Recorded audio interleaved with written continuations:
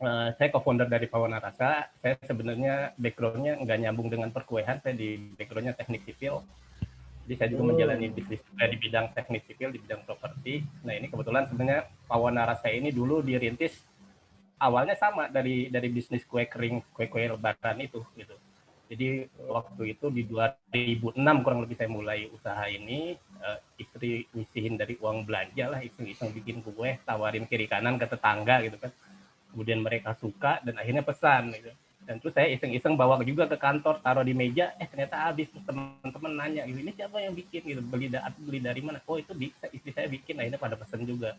Akhirnya saat itu hampir tiap hari tuh, dan itu momennya pas Ramadan juga, jelang Lebaran, hampir tiap hari saya ke kantor bawa tas ransel saya buat naik gunung itu, isinya toples semua tuh waktu itu. Tapi kemudian di 2009 ya, ya seperti tadi dibilang juga ya, bahwa kue-kue legend seperti nastar, kastengel itu biasanya ramenya hanya di saat momen-momen lebaran aja ya. Kalau di hari-hari biasa ya paling ada pre-order gitu, nggak banyak lah. Nah di 2008 itu saya mulai beralih ke namanya kue egg roll atau kue semprong kalau di pasar tradisional ya. Cuman biasanya dibikinnya dari tepung beras, kalau enggak tepung terigu. Dan kebanyakan kue yang ada di pasaran, baik online offline, kebanyakan kan dari terigu. Nah, saya mulai bikin kue egg roll itu di 2008. Itu pemasaran pun masih tradisional, saya masih jualannya curah ke pasar waktu itu. Kemudian di 2015, nah saya mulai berpikir nih, ini kalau jualannya begini-begini aja kayaknya kurang menarik gitu. Saya coba berpikir gimana caranya agar ini jadi penghasilan yang bulanan, nggak hanya momen lebaran atau puasa aja ya.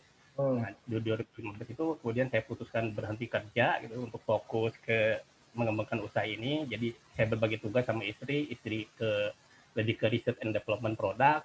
Saya coba mengembangkan ke arah bisnisnya, ya, mau seperti apa gitu. Nah di 2015 itu mulai saya kembangkan ke kemasan-kemasan retail. Jadi nanti bisa masuk ke pasar retail atau baik offline maupun online. Di 2015 itu juga saya mulai beralih ke non terigu gitu, karena saya berpikir negara kita ini kayak sumber daya alam gitu ya, tapi kok untuk cemilan kue-kue itu kenapa begitu bergantungnya kepada terigu yang sebenarnya bahan bakunya kan gandum ya, yang harus impor terus gitu ya.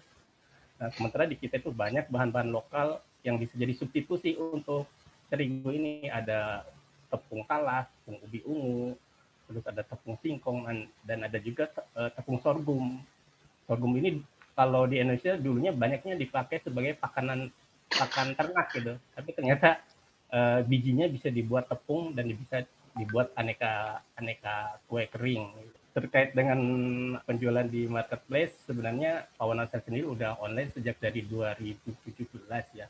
Tapi waktu itu ibaratnya kita masih meraba-raba gitu, begitu masuk ke marketplace, kita nggak tahu karakter marketplace itu punya produk apa sih yang di kategori kue kering itu, apa nata, kastengel atau apa. Dan ternyata tadi di data menunjukkan penjualannya nggak terlalu besar gitu ya dibanding cookies itu. Oh ternyata benar gitu feeling saya itu. Makanya saya di marketplace nggak jualan produk itu dan fokus di produk yang sekarang itu egg roll. Hanya kita memberi keunikan sendiri, egg rollnya gluten free karena memang bukan dibuat dari terigu.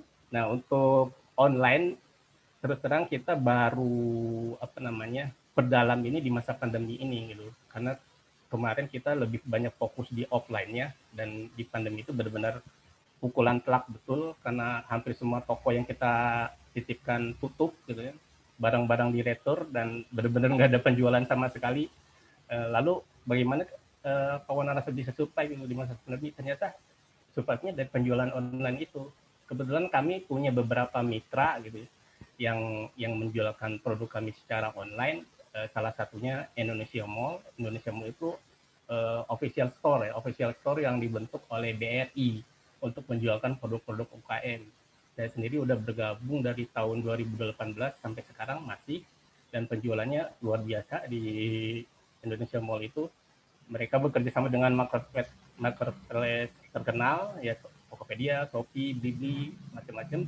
Dan tidak hanya di dalam negeri aja, mereka juga bekerja sama dengan marketplace luar. Ada Shopee Malaysia, KOO10 Singapura, dan terakhir dengan eBay. Dari penjualan online ini saya mulai melek nih, ternyata harus mulai benar-benar diseriusin nih untuk jualan online itu gitu, walaupun masih meraba-raba gitu ya, karena kita nggak tahu karakter secara dalam masing-masing marketplace seperti apa.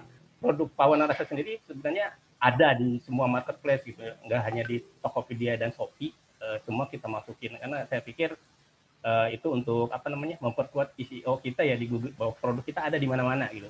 Walaupun penjualannya yang utama sampai saat ini sih kebanyakan di Tokopedia sama Shopee. Nah, bener kata tadi Mas Data gitu ya, kita harus melek data lah kalau mau jualan online. Dan saya pribadi ketika mau mulai jualan online itu benar-benar ngeblank gitu. Saya mau jualan di yang mana sih, apa di semua marketplace kah gitu, atau terus produknya mau apa, itu betul-betul ngeblank gitu. Dan data tadi benar-benar membuka wawasan kami ya selaku pelaku usaha, selaku produsen, strateginya mau apa sih, jualannya mau produk apa sih. Terus kalau misalnya produk sekarang udah berkembang, kita juga mungkin nanti akan perlu data juga, kira-kira apa lagi yang dicari di marketplace.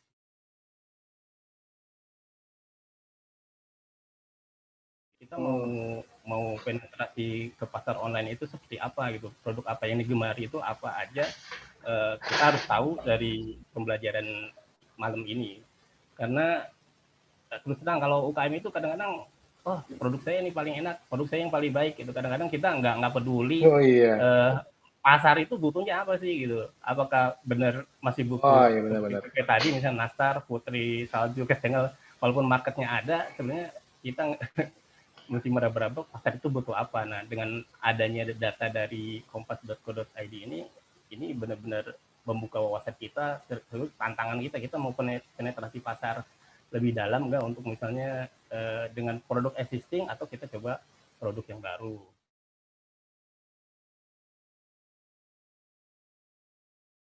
di apa namanya di sosial media sama website. Nah di situ kita perkuat branding kita gitu, produk kita yang dikenalkan itu seperti apa. Jadi lama-lama orang tahu gitu, gitu orang tahu kan, ya kita pun nggak perlu sibuk mencari, mereka datang gitu nawarkan, kita punya misalnya official store nih, nah, mau nggak produknya tampil di official store kita, kita produk boleh. Nah itu, Hmm. nah seperti itu.